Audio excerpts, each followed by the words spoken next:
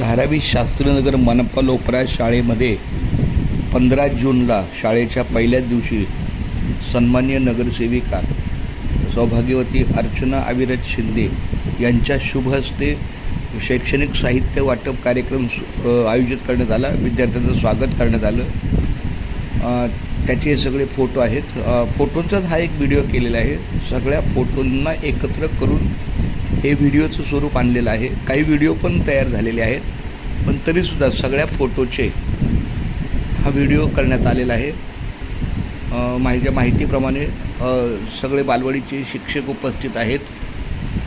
आमचे रामसर उपस्थित आहे. आरोग्य केंद्रातले डॉक्टर उपस्थित आहेत.